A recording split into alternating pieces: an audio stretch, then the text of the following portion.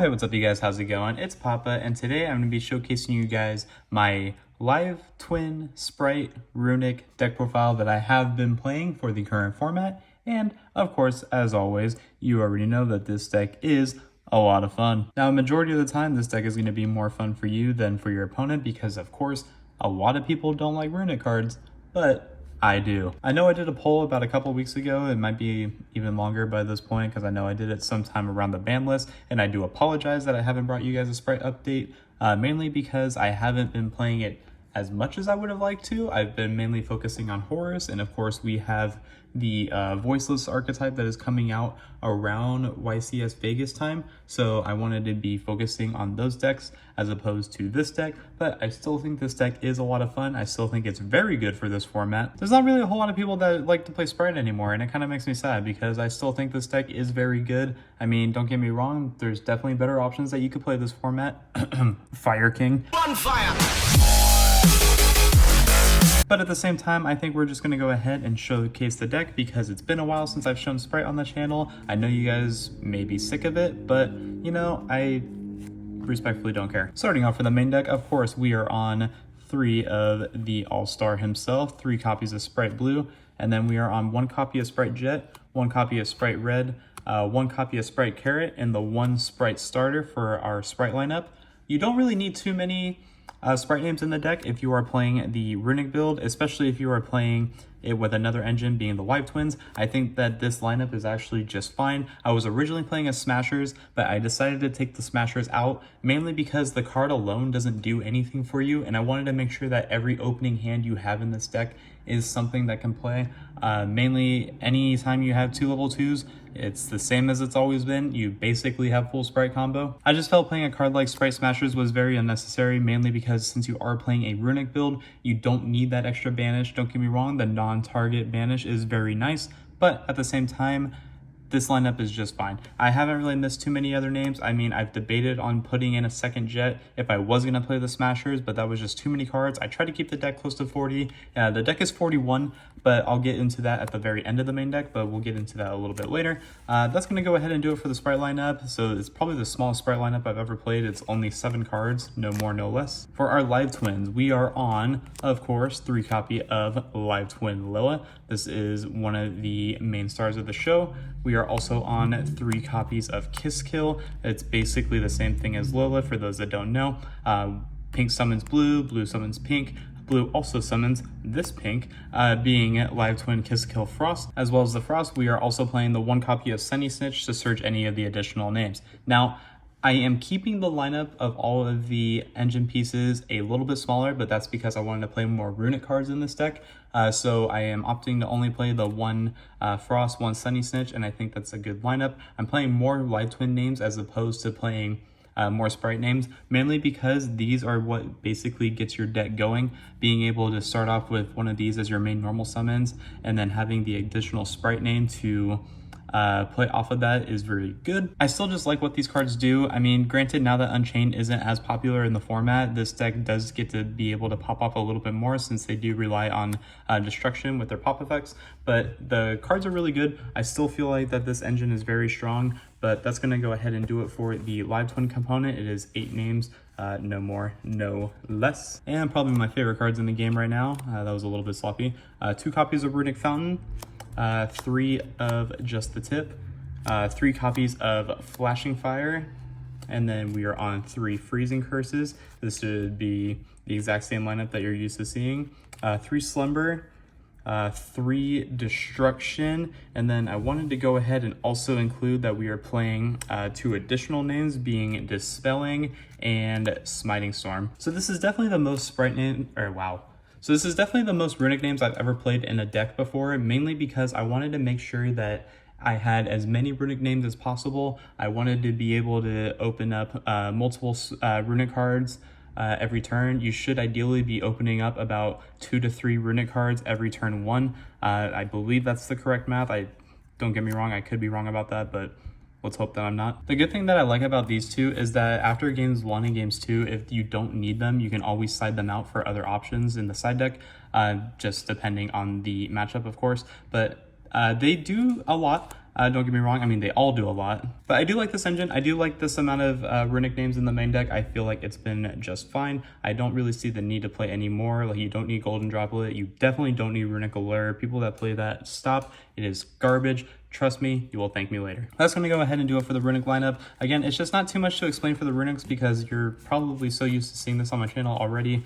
And if you haven't seen my channel before, hi, I'm Papa. For hand traps, we are on 3 copies of Ash Blossom as well as 3 copies of Effect Veiler. Now, hear me out.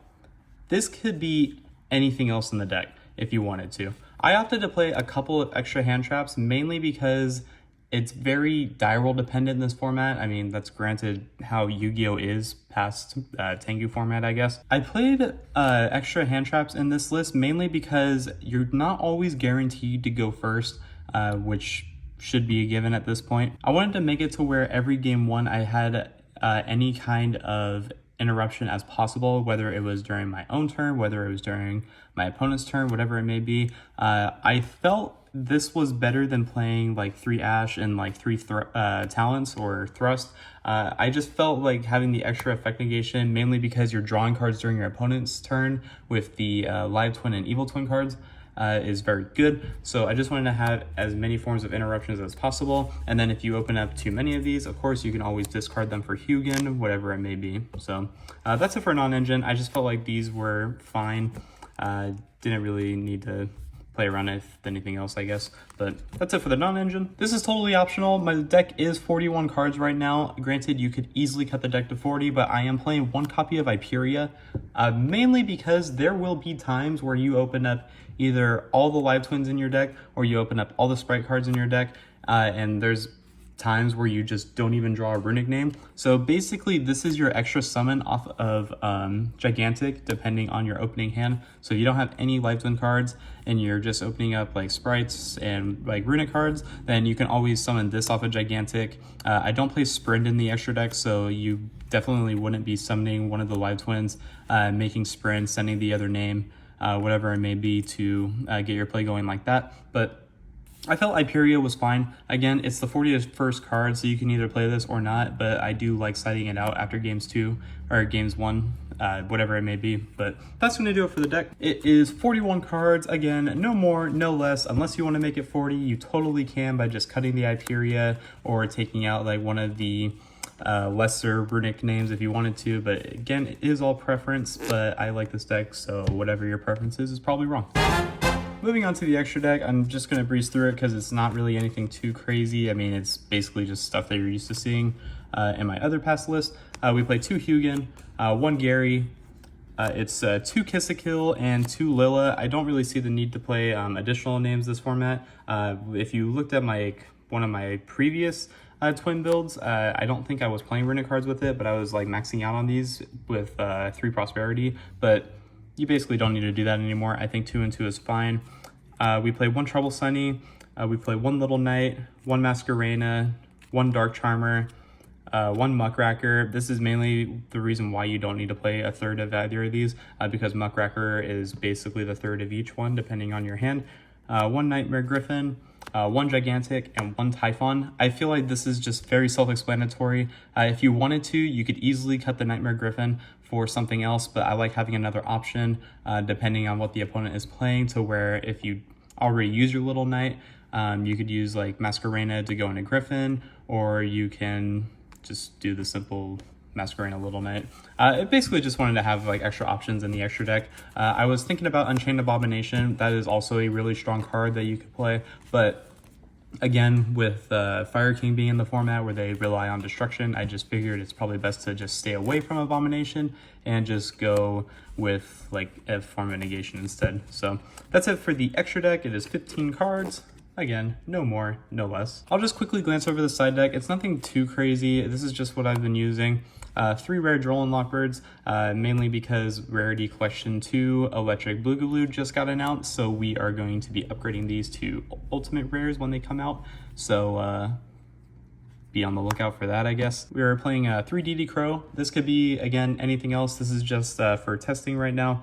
3 copies of Ghost Spell, This is good. I feel like I've mainly wanted this against Labyrinth, and then it's also just good against any of the Runic Mirrors that you might play. It also comes up against Fire Kings as well. This card just has so many usages. If you're not playing in the main deck, I would suggest side decking the card because you will miss this card if you're not playing it. And then we are on 3 copies of Nibiru, just extra forms of interruption, basically like for decks like Vanadium, decks like Fire King, whatever it may be. Just having that option is always nice. And we are on 2 copies of Lightning Storm with 1 Feather Duster to just help deal with back row. These can be evenly matched if you want to, but I feel like since we're playing Runic, I'm just never going to get to the point where if I open up that card, or if I don't open up that card, I'm never going to use it for the grind game. I think it's just like a, hey, you draw it in your turn 1 or you don't use it at all. At least with the Runic strategies. That's just how I see it, but I could be wrong, and you know, maybe I am. But that's going to go ahead and, that's going to go ahead and do it for the deck profile, guys.